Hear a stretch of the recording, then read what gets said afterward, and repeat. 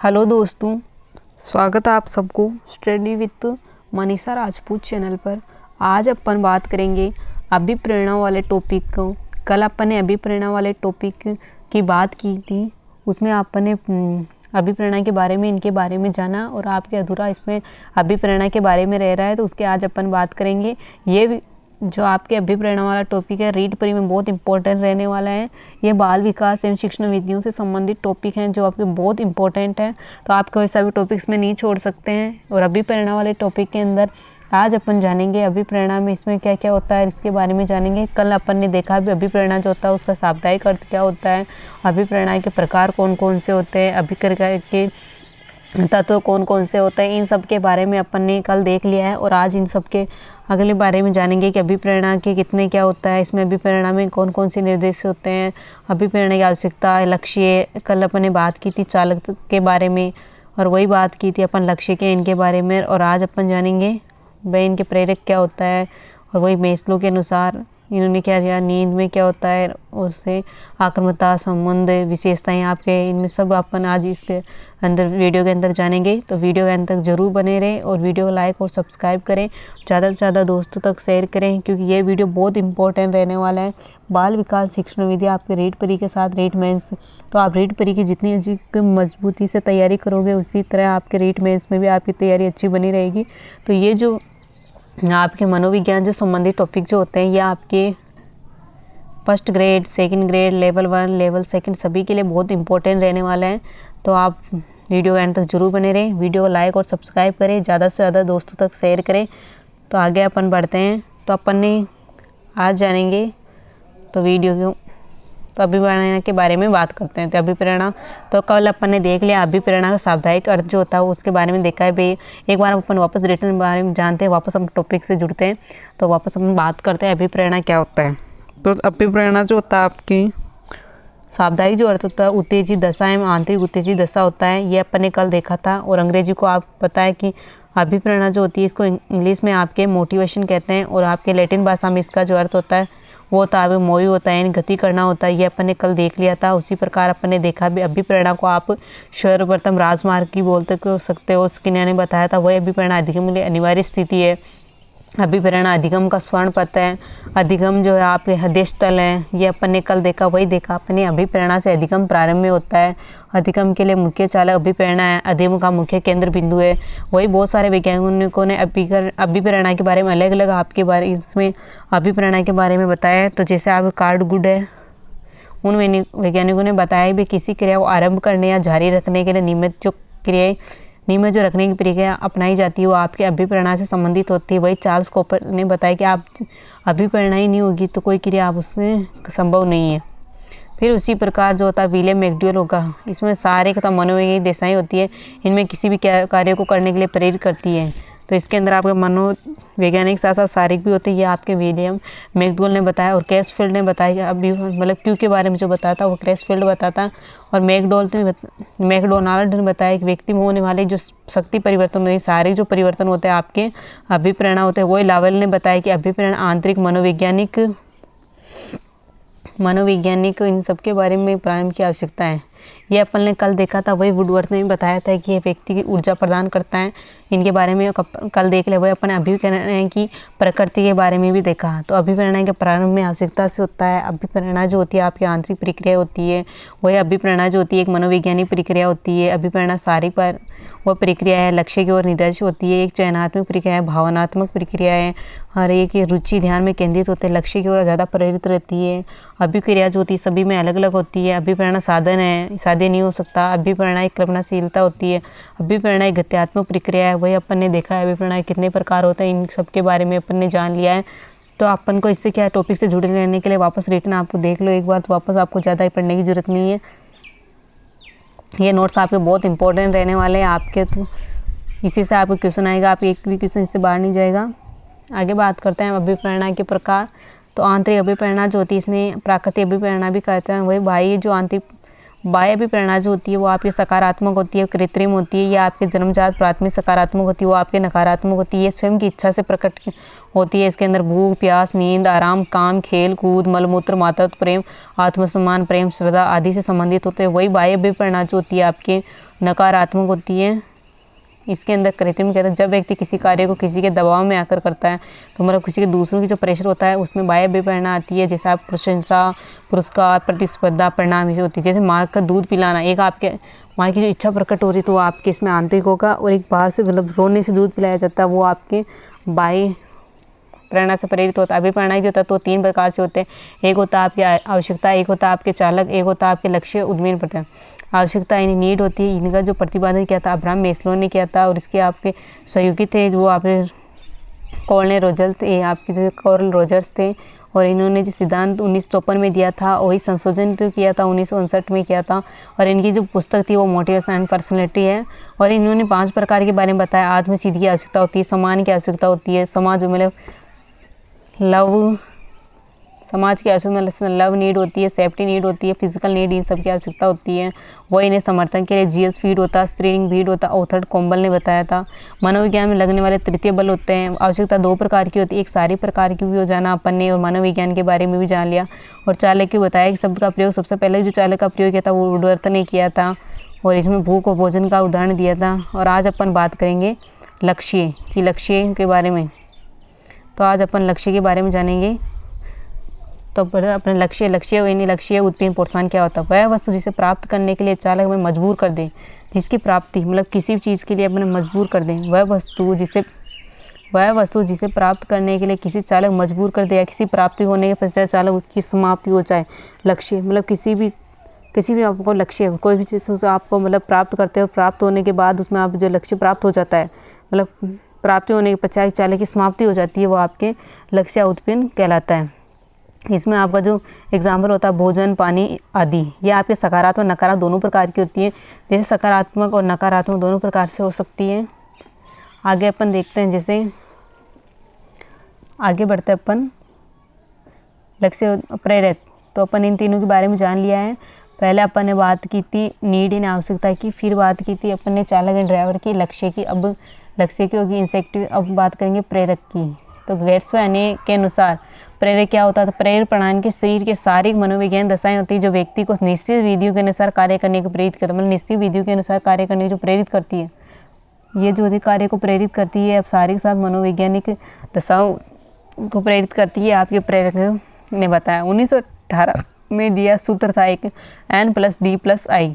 N मतलब आपका need होता है, D मतलब ड्राइव होता है, I मतलब इंसेक्टिव होता है, हिलगार्ड द्वारा दिया गया था। और इसका प्रयोग किसने किया था? वुडवर्थ ने किया था। तो इसका जो प्रयोग किया था आपके वुडवर्थ ने किया था। इसका जो प्रयोग होता है, इसका सूत्र होता है M = N+D+I होता है। और इसका जो प्रयोग किया था वुडवर्थ ने किया था, हिलगार्ड द्वारा दिया गया था, और इसका प्रयोग तो वुडवर्थ ने किया था। ये वीडियो आपको बहुत इंपॉर्टेंट रहने वाला है।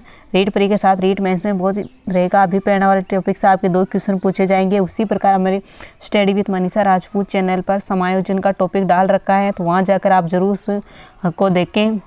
वो आपके बहुत इंपॉर्टेंट रहने वाला है। वहाँ पर पूरा आपके 2 वीडियो अपलोड कर रखे हैं समायोजन के इसी नोट्स के साथ। वह नोट्स बहुत इंपॉर्टेंट रहने वाला है। वो हाथों से तैयार किए हुए नोट्स हैं। ये भी मैंने हाथों से बनाई, इससे आपको एक भी क्वेश्चन बाहर नहीं आएगा। ये नोट्स बहुत इंपॉर्टेंट है आपके। तो आगे बढ़ते हैं, जैसे प्रेरकों के प्रकार। तो प्रेरकों के बारे में जान लिया। बहुत सारे वैज्ञानिकों ने अलग अलग बताए हैं। उसी प्रकार हम प्रेरकों के प्रकार के बारे में जानते हैं कि प्रेरकों के प्रकार कौन कौन से होते हैं। सबसे पहले अपन बात करते हैं थॉमसन के अनुसार। थॉमसन ने बताया 2 प्रकार के होते हैं, एक होता है स्वाभाविक, एक होता है कृत्रिम। स्वाभाविक जो होता है अपनी खुद से प्रेरित होता है, वो आपके स्वाभाविक होता है। कृत्रिम जो बाहर से आपके खुद के द्वारा, जो कृत्रिम जो होता है आपके बाहर से प्रेरित होता है, वो आपके कृत्रिम होता है। जैसे स्वाभाविक में होता है आपके, जैसे स्वाभाविक में आता है जैसे प्रेम, सुझाव, अनुकरण, सहानुभूति, खेल, ये जो संबंधित होता है वो आपके स्वाभाविक होता है। वही कृत्रिम की बात करते हैं, जैसे पुरस्कार, प्रशंसा, सहयोग, दंड आदि, आर्टिफिशियल जो भी होता है, आर्टिफिशियल जो होता है, या ये जो स्वाभाविक और नेचुरल होता है, या कृत्रिम वाला आर्टिफिशियल होता है।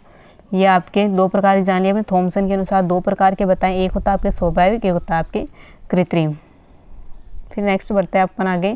गेरेट के अनुसार 3 प्रकार के होते हैं, एक जन्मजात होता है, एक मनोवैज्ञानिक होता है, एक सामाजिक होता है। जन्मजात जो होता है आपकी भूख, प्यास, नींद, काम, मलमूत्र, त्याग। और वही अपन मनोवैज्ञानिक की बात करते हैं। तो मनोवैज्ञानिक में आपके सुख, दुख, ईर्ष्या, द्वेष, सुख दुख ईर्ष्या द्वेष प्रेम जो होता है आपके मनोविज्ञान के संबंधित, तो वही जन्मजात में देखा था अपने भूख प्यास नींद काम मल मूत्र त्याग से संबंधित होते हैं। वही सामाजिक की बात की समान पद प्रतिष्ठा आत्मगौरव जिज्ञासा रचनात्मक, यह आपके इससे संबंधित है। समान पद प्रतिष्ठा आत्मगौरव दिलाए आत्मरचना।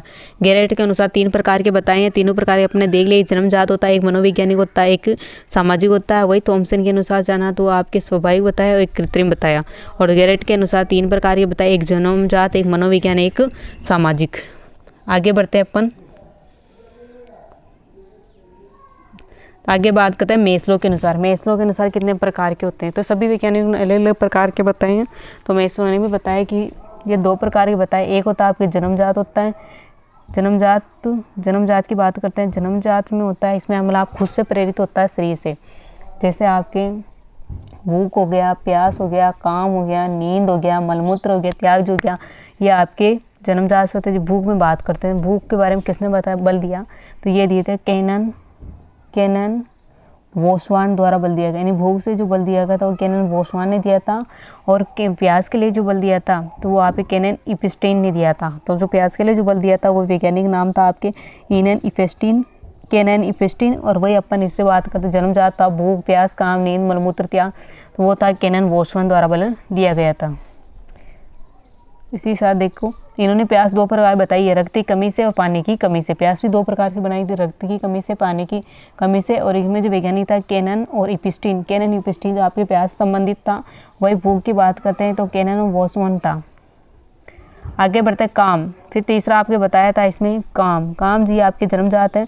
काम का जो बताया था सिगमंड फ्रायड ने बताया। इन्होंने मनो लैंगिक सिद्धांत 5 अवस्थाएं बताई है। और डी इसमें अवस्था में किल्टमैन और एस्कियासिस द्वारा दिया गया है। इसका जो अध्ययन किया था किल्टमैन ने और एस्कियासिस ने द्वारा दिया गया है। जैसा आपके इसमें बताया दिया, इसका जो अध्ययन किया था किल्टमैन और एस्कियासिस द्वारा किया गया है। तो अपन ने जाना में जन्मजात में पहले अपन ने बात की थी भूख की, तो भूख के दिया था केनन वोस्वान द्वारा बल दिया गया। वही अपन प्यास की बात की थी केनन इपिस्टीन ने दिया था। वही अपन काम की बात करते हैं सिगमंड फ्रायड द्वारा दिया गया है। और नींद की कहते हैं इसमें जो प्रमुख वैज्ञानिक का नाम था वो था आपके किल्टमैन और एस्कियासिस। तो आप वीडियो एंड तक जरूर बने रहे, आपको पूरा टॉपिक अभिप्रेरणा वाला पूरा टॉपिक आपको समझाया जाएगा जो बहुत आपके इम्पोर्टेंट रहने वाला है रीट प्री में। जितनी मजबूत तैयारी आप रीट प्री की तैयारी करोगे उतनी मजबूत आपके रीट मेंस की तैयारी होगी, क्योंकि आपके जो टॉपिक आपके रीट प्री में दे रखा वो आपके रीट मेंस में आने वाला है। इसमें कोई लेवल 1 लेवल 2 नहीं है, इसमें आपके सब के सेम आएगा। और रीट में आपके जो बाद में लेवल 2 में जो आपके राजस्थान जीके जुड़ेगा। अगले बात करते हैं इसमें नींद के भी 2 प्रकार बताए आपके। तो नींद का जो प्रयोग किया था वो किल्टमैन और एस्कियासिस द्वारा किया गया है। नींद के 2 प्रकार हैं, एक है आरईएम तीव्र गति नींद है, एक है नॉन आरईएम अति गति। इसमें 2 प्रकार की बताया, एक तो हो गया आपके आरईएम तीव्र गति नींद हो गया, एक नॉन रेम अति गति हो गया। तो अपन पहले बात करते हैं आरईएम का पूरा नाम। तो आरईएम रैपिड आई मूवमेंट मतलब तीव्र गति की नींद जो होती है वो आपके रैपिड आई मूवमेंट होता है। और चौथा होता है आपके मलमूत्र त्याग। तो अपन इसमें बात की 2 प्रकार से बनता है। मेस्लो के अनुसार भी 2 प्रकार से बताए गए थे। वो था पहला था आपके जन्मजात में अपन ने देख लिया। फिर जन्मजात में थे आपके भूख प्यास काम नींद और मलमूत्र और त्याग। और वही अपन अब दूसरे की बात करते हैं अजीत। यहाँ पे मेस्लो के साथ समझ रहे हैं, तो इसमें अब आता है 2nd नंबर पे अर्जित क्या होता है। तो अर्जित जो होता है आपके आक्रामकता होती है। इसमें इस पर अध्ययन जो किया था वो डोनाल्ड मिले द्वारा किया गया है। इसमें जो आपके अध्ययन किया था वो डोनाल्ड वो आपके डोनाल्ड मिले द्वारा किया गया है। इसका जो संबंध इस पर कोर पेंसन ने कार्य किया था। इसमें आपके मेन में आता है जैसे आक्रामकता होती है, संबंध हो गया अनुमोदन हो गया। तो अर्जित होता है इस पर जो अध्ययन किया था डोनाल्ड मिले द्वारा किया गया है। वही पर संबंध की बात करते हैं तो इस पर जो अध्ययन किया था कारपेंसन ने कार्य किया था। वही अपन अनुमोदन की बात करते हैं तो इसमें किया था काविनियो ने। तो अलग अलग आक्रामकता जैसे आप साथ में याद करते जाए, ये वैज्ञानिक नाम थोड़े टफ पड़ेंगे, आप बार बार इसको देखोगे तो आपको याद हो जाएंगे। तो जिसमें आक्रामकता होता है वो डोनाल्ड मिले द्वारा किया गया। वही संबंध की बात करें तो कारपेंसन द्वारा किया गया। वही अनुमोदन जो होता है आपके काविनियो माइलो द्वारा मास्लो द्वारा किया गया है। और फिर आता है आपके उपलब्धि अभिप्रेरणा। उपलब्धि अभिप्रेरणा क्या होती है, इस पर अध्ययन जो किया था 1961 में मैकिंडलैंड व एटकिंसन द्वारा किया गया है। इसका जो अध्ययन जो किया गया 1961 में किया गया है, मैकिंडलैंड व एटकिंसन द्वारा किया गया है। अनुमोदन जो है काउनी ने, मास्लो ने इस पर कार्ल पेंसन ने कार्य किया था। इसका संबंध जो होता है इससे कार्ल पेंसन ने कार्य किया था। इसका जो अध्ययन किया था कार्ल पेंसन ने किया था।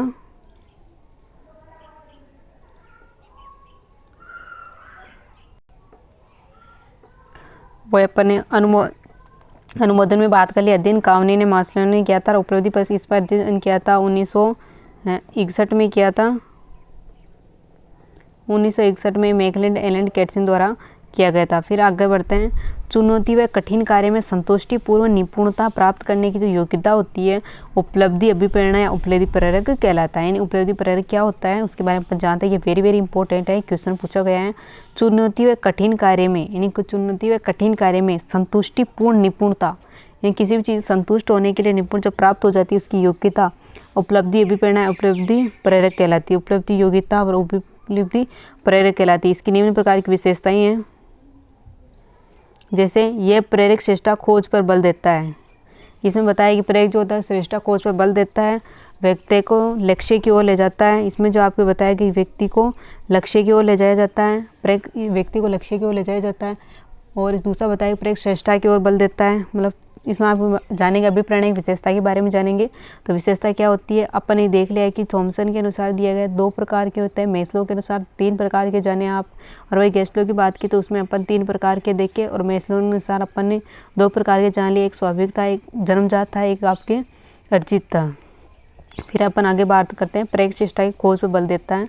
अभिप्रेरणा की विशेषता के बारे में जानते हैं। तो सबसे पहले अपन बात करते हैं, तो ये थी प्रेरक श्रेष्ठता की खोज पर बल देता है। दूसरा, ये व्यक्ति लक्ष्य की ओर ले जाता है। तीसरा आपके हैं ऐसा व्यक्ति उस पर प्रत्येक उस कार्य को करता है जिससे सफलता की प्राप्ति होती है, राइट। उपलब्धि पर स्वतंत्रता का प्रभाव अधिक पड़ता है, और ऐसे व्यक्तियों की अक्षमता स्तर उच्च होती है। और वही अपन जानते हैं ऐसे व्यक्ति दूसरे से आगे निकलने की इच्छा रखते हैं। ऐसे लोग जो अपनी कमियों को स्वीकार करते हैं और सुधार करके आगे बढ़ते हैं। अभिप्रेरणा का मतलब ही यही होता है कि आप लक्ष्य की ओर प्रेरित हो। जो व्यक्ति पीछे रहता है, कमियां रहती है, उसमें सुधार करके अपन आगे बढ़ सकते हैं। तो अपन ने अभिप्रेरणा की विशेषता के बारे में देख लिया है। अब अपन बात करेंगे उपलब्धि प्रेरक को प्रभावित करने वाले कारक। तो सबसे पहले अपन बात 3 प्रकार के होते हैं इसमें, घर का वातावरण, विद्यालय का वातावरण, समाज का वातावरण। उपलब्धि प्रेरक को प्रभावित करने वाले 3 कारण हैं आपके। एक आपके घर का वातावरण, दूसरा आपके विद्यालय का वातावरण, तीसरा आपके समाज का वातावरण। 2 प्रकार दे ले, घर का वातावरण, विद्यालय का वातावरण और समाज का वातावरण। नेक्स्ट है उपलब्धि प्रेरक को मापने वाला टेस्ट, TAT परीक्षण है जो मार्गेन मुर्रे ने दिया था। उपलब्धि प्रेरक को मापने वाला जो टेस्ट है TAT परीक्षण है, इसको मार्गेन मुर्रे ने दिया था। इसके वैज्ञानिक नाम था आपके मार्गेन और मुर्रे ने, जिसमें आप उपलब्धि प्रेरक को मापने वाला जो आप टेस्ट है TAT या परीक्षण है। आप इसमें वीडियो एंड तक जरूर बने रहे, आपको पूरा अभिप्रेरणा वाला टॉपिक आज कंप्लीट करवाया जाएगा, जो आपका रीट प्री में बहुत इंपॉर्टेंट रहने वाला है। रीट प्री के साथ रीट मेंस में आपके दोनों एग्जाम में बहुत आपके इंपॉर्टेंट रहने वाला है। तो आप अपनी तैयारी अच्छी बनाए रखें और वीडियो एंड तक जरूर बने और ज़्यादा से ज़्यादा वीडियो को शेयर करें। आगे अपन नेक्स्ट बात करते हैं अभिप्रेरणा के घटक, यानी अभिप्रेरणा के घटक कौन कौन से होते हैं। पहले अपन ने अभिप्रेरणा के तत्व के बारे में बात की थी, अपन अब जानेंगे अभिप्रेरणा के घटक कौन कौन से होते हैं। तो जॉन पी डिस्को के अनुसार अभिप्रेरणा के 4 प्रकार बताएं। अभिप्रेरणा पी डिस्को के अनुसार अभिप्रेरणा के 4 घटक बताएं। एक आपके उत्तेजना है, दूसरा आपके आकांक्षा है, तीसरा आपके प्रोत्साहन है, चौथा आपके दंड है। उत्तेजना है, आकांक्षा है, प्रोत्साहन है, दंड है। तो अभिप्रेरणा के घटक जो है जॉन पी डिस्को ने बताया था, इसमें 4 प्रकार के बताए। एक बताया उत्तेजना, दूसरा बताया आकांक्षा, तीसरा बताया प्रोत्साहन। उत्तेजना, आकांक्षा, प्रोत्साहन, दंड, यह आपके 4 प्रकार के घटक बताए। यह आपके पी डिस्को द्वारा बताया गया है। फिर अपन बात करते हैं इन सबके बारे में थोड़ा थोड़ा करके जानते हैं कि उत्तेजना क्या होती है। उत्तेजना के आपके 3 स्तर बताए हैं। पहला जो उच्च स्तर होता है वो आपके उतावलापन और चिंतित ज़्यादा होता है। दूसरा आपका मध्यम स्तर जो होता है वो आपके सतर्क रहता है। तीसरा आपका निम्न स्तर जो होता है वो आपके आराम करता है। तो आपका तीसरा स्तर जो होता है आपका आराम करता है। मध्य स्तर जो होता है आप सतर्क रहता है। उच्च स्तर जो होता है आपके उतावलापन एवं चिंतित ज़्यादा होता है। फिर नेक्स्ट बात करते हैं आकांक्षाएं। कुछ समय का विश्वास आकांक्षाएं कहलाता है, अतः ऐसा करने पर ऐसा होगा। मतलब कुछ समय के लिए आपके विश्वास या आकांक्षाएं जताई जाती है कि आकांक्षा ऐसा करने पर ऐसा होगा, या और फिर जब किसी बालक को यह पता चलता है कि अभिप्रेरणा का टॉपिक पढ़ने से परीक्षा की 2 प्रश्न आएंगे तो वह पूरा टॉपिक को पूरा पढ़ेगा, यानी आकांक्षाएं आपकी उसमें प्रेरित हो जाती है। फिर अपन प्रोत्साहन के बारे में जानते हैं। प्रोत्साहन इन लक्ष्य की ओर पूछना। प्रोत्साहन का मतलब होता है आप लक्ष्य की ओर पूछना का जो साधन है आपको प्रोत्साहन जाना जाता है। वही अपन आकांक्षा की बात है, कोई सी टॉपिक हमें पता चल जाए कि आप इसमें इतने नंबर से आपके टॉपिक आए तो आप उसकी तैयारी अच्छे से करोगे, आपकी इसमें आपके टॉपिकों के आपके नंबर जुड़ेंगे। फिर अपन बात करेंगे दंड। दंड क्या होता है? किसी व्यक्ति को उतना ही दंड दिया जाता है जितना उसे अपराध किया है, और दंड बालक को अपराध बताकर दिया जाता है। यह आपके वीडियो बहुत इंपॉर्टेंट रहने वाला है रीड प्री रीड मेंस दोनों के लिए, तो आपने तैयारी अच्छा बनाए रखने के लिए। और ये आपके पूरे नोट्स बिल्कुल इंपॉर्टेंट क्वेश्चन आपकी इस नोट्स में से आप एक भी क्वेश्चन आपके बाहर नहीं जाएगा, तो आप क्वेश्चनों को अच्छे पढ़ें। आपको अभी आज आपका अभिप्रेरणा वाला टॉपिक पूरा हो जाएगा, कल आप अभिप्रेरणा वाला टॉपिक MC क्वेश्चन करेंगे। बाल विकास एवं शिक्षण विद्या में ये टॉपिक बहुत आपके इम्पोर्टेंट रहने वाला है। आगे अपन जानेंगे अभिप्रेरणा के सिद्धांत, यानी अभिप्रेरणा के कौन कौन से सिद्धांत होते हैं, तो अपन इसके बारे में अब जानते हैं। तो अपन बात करते हैं अभिप्रेरणा के सिद्धांत। पहला अपन बात करते हैं मनोविश्लेषणात्मक सिद्धांत। ये दिया था प्रतिपादक एवं सिगमंड एवं फ्रॉयड ने। मनोविश्लेषण सिद्धांत दिया था आपने, वो थे आपके प्रतिपादक सिगमंड फ्रॉयड। इन्होंने मनुष्य में 2 प्रकार की मूल प्रवृत्ति बताई। 2 प्रकार के, इरोस प्रवृत्ति, एक है थैनोटोस प्रवृत्ति। इरोस प्रवृत्ति इसमें जीवन की मूल प्रवृत्ति कहते हैं। इरोस जो प्रवृत्ति है इसे जीवन की मूल प्रवृत्ति कहते हैं, रचनात्मक होती है। एक होती है थैनोटोस प्रवृत्ति, इसे मृत्यु की प्रकृति या विनाशात्मक होती है। ये मृत्यु की प्रकृति या विनाशात्मक होती है। एक आपके जीवन की मूल प्रवृत्ति होती है, इसे रचनात्मक होती है। दूसरा होता है आपके उद्दीपक अनुक्रिया का सिद्धांत, थार्नडाइक, पावलोव और सीखना। मनुष्य का व्यवहार उद्दीपक पर निर्भर करता है। उद्दीपक अनुक्रिया का सिद्धांत 2 प्रकार बताया इसमें, एक तो उद्दीपक अनुक्रिया का सिद्धांत है, और एक बताया आपके 2 प्रकार की मूल प्रवृत्तियाँ बताई। एक इरोस प्रवृत्ति जो जीवन की मूल प्रवृत्ति होती है, एक थैनोटोस प्रवृत्ति मोमोसा जो आपकी मृत्यु की प्रवृत्ति होती है। फिर दूसरा आता है आपके उद्दीपक अनुक्रिया का सिद्धांत। पहले अपने मनोविश्लेषणात्मक सिद्धांत की बात कर ली, उसके प्रतिवाद सिगमंड एंड फ्रॉयड थे। अब उद्दीपक अनुक्रिया के सिद्धांत की बात करते हैं, तो इसके वैज्ञानिक थे आपके थार्नडाइक, पावलोव एंड स्किनर। मनुष्य के व्यवहार उद्दीपक पर निर्भर करता है। मनुष्य में कोई भी व्यवहार अनुक्रिया उद्दीपक को प्राप्त करने के लिए करता है। मनुष्य कोई भी व्यवहार अनुक्रिया सब कुछ उत्पन्न करता है, वो आपके प्राप्त यानी जो व्यवहार उत्पन्न करता है वो आपके उद्दीपक अनुक्रिया का सिद्धांत है।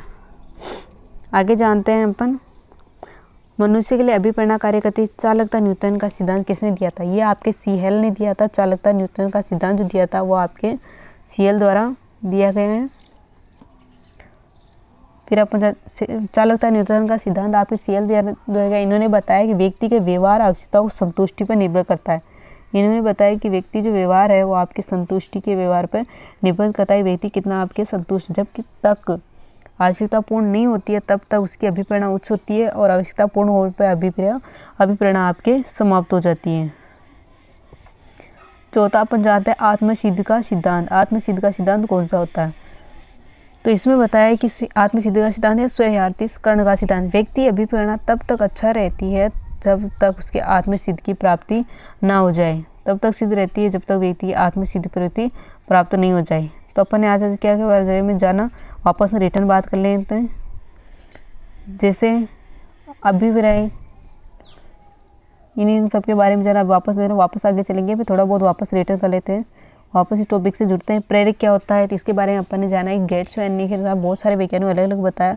इन्हें सूत्र बताया था F = N+D+I हिलगार्ड द्वारा। और प्रेरकों के अनुसार 3 प्रकार के बताए, एक थॉमसन के अनुसार, गेस्लो के अनुसार, गेस्टर के अनुसार, एक मेस्लो के अनुसार। थॉमसन के अनुसार आपके 2 प्रकार बताए, एक स्वाभाविक था, एक कृत्रिम था।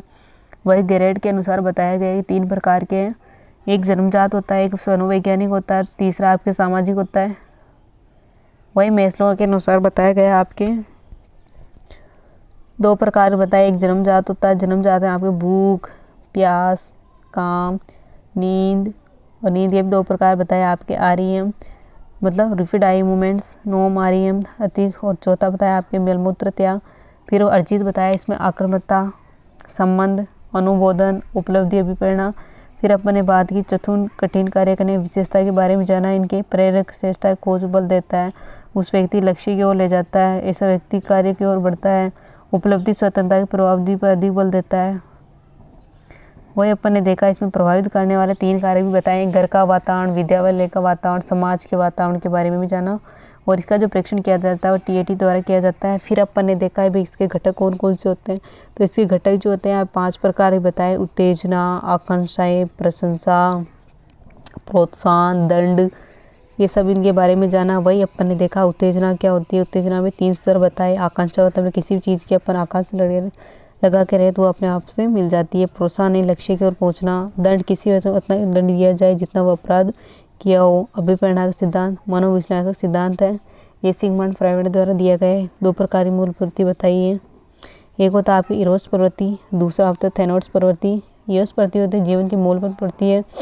थैनोट्स प्रवृत्ति होती है आपकी मृत्यु को और उद्भिद होती है। फिर दूसरा सिद्धांत बताया आपके उद्भिद प्रक्रिया का सिद्धांत, यह आपके थॉर्नड, पालवर, सिकनर द्वारा दिया गया है। चालकता न्यूनता का सिद्धांत है, यह आपके स्केल द्वारा दिया गया है। और आत्मसिद्ध अब बात करेंगे अब आत्मसिद्ध एवं स्वार्थीकरण का सिद्धांत। तो इन्होंने बताया व्यक्ति की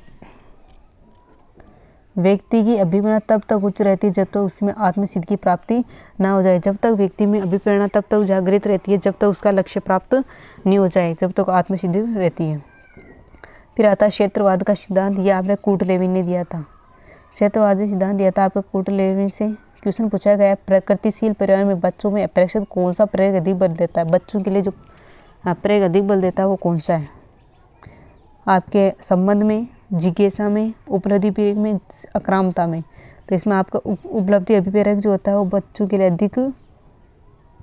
लिए अपेक्षाकृत बल देता है। ये आपको भी पढ़ा था अपन ने अभिप्रेरक, यहाँ बताया। 3 क्वेश्चन यहाँ उठे आपके। उपलब्धि अभिप्रेरक मापने वाला टेस्ट, यहीं से अभी क्वेश्चन पूछा गया था, अपने पढ़ के आए।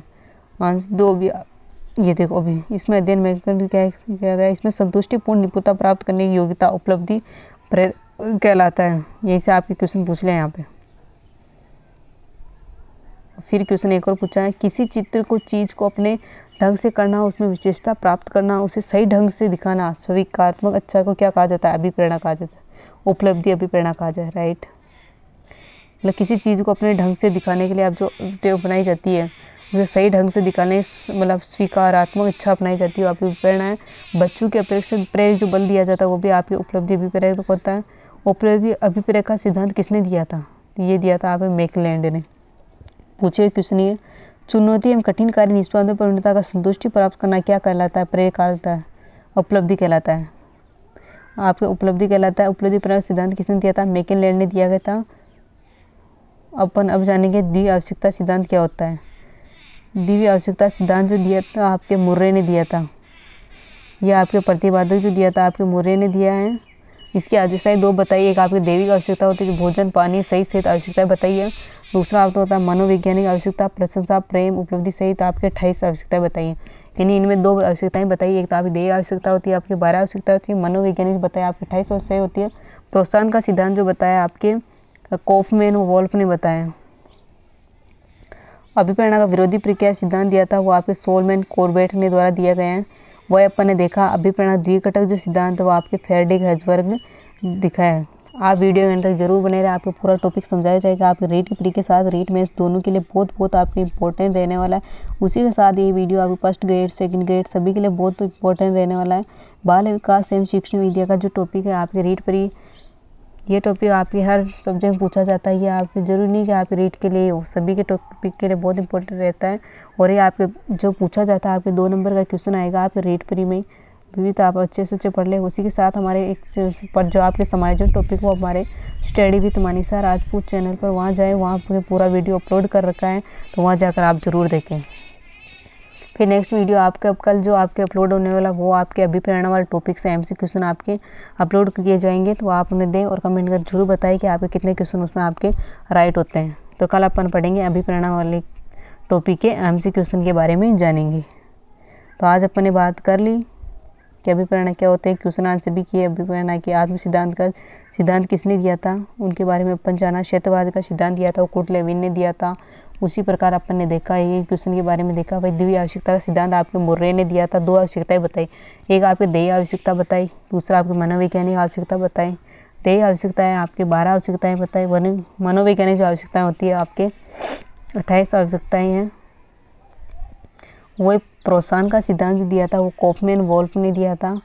अभिप्रेरणा का विरोधी प्रक्रिया सिद्धांत है वो आपके सोलमैन कॉर्बेट द्वारा दिया गया है। अभिप्रेरणा द्विघटक जो सिद्धांत है वो आपके फ्रेडरिक हेज़लबर्ग द्वारा दिया गया है। एक होता है आरोग्य घटक, एक होता है आपके अभिप्रेरक घटक। आरोग्य जो घटक होता है वो वातावरण संबंधित होता है। अभिप्रेरक जो घटक होता है आपके स्तरीय अवस्था को दर्शाता है। अभिप्रेरणा जो घटक होता है आपके XY सिद्धांत है, प्रतिभाग मैक्स गेगर द्वारा दिया गया है। X का मान होता है मानवीय व्यवहार की नकारात्मक होता है, जिसमें कामचोर नकारा आलसी बेईमान होता है। वही Y की बात करते हैं, इसमें सकारात्मक होता है, जैसे परिश्रम मेहनती ईमानदार आदि होता है। अभिप्रेरणा के प्रयास का सिद्धांत, तो इसमें अभिप्रेरणा के प्रयास के बारे में सिद्धांत दिया गया। यह प्रतिभा वरूम द्वारा दिया गया था 1960 में। इन्होंने बताया व्यक्ति की अपेक्षा प्रयास के मध्य जो परिणाम महत्वपूर्ण होता है। अभिप्रेरणा के लक्ष्य निर्धारण का सिद्धांत भी दिया गया था, ये लोक व लोथम द्वारा दिया गया है। एक होता है अभिप्रेरणा का शारीरिक सिद्धांत, ये दिया था आपके क्रेसमैन द्वारा दिया गया है। और अभिप्रेरणा शारीरिक क्रिया का सिद्धांत दिया था मोर्गेन द्वारा। कुर्ट लेविन ने 3 अभिप्रेरणा संघर्ष के बारे में बताया। उपागम इन 2 सकारात्मक लक्ष्यों के मध्य संघर्ष किया जाता है वो आपके उपागम में संघर्ष होता है। परिहार परिणाम मतलब 2 नकारात्मक माध्यम संघर्ष किया जाता है। उपागम प्रयास संघर्ष मतलब सकारात्मक नकारात्मक दोनों के लिए किया जाता है। और बहु उपागम प्रयास मतलब इसमें आपके एक सकारात्मक दोनों के लक्ष्य और एक नकारात्मक लक्ष्य के मध्य संघर्ष किया जाता है। ये वीडियो आपको बहुत इंपॉर्टेंट है। वीडियो अच्छा लगे प्लीज़ दोस्तों को ज़्यादा से ज़्यादा शेयर करें। धन्यवाद।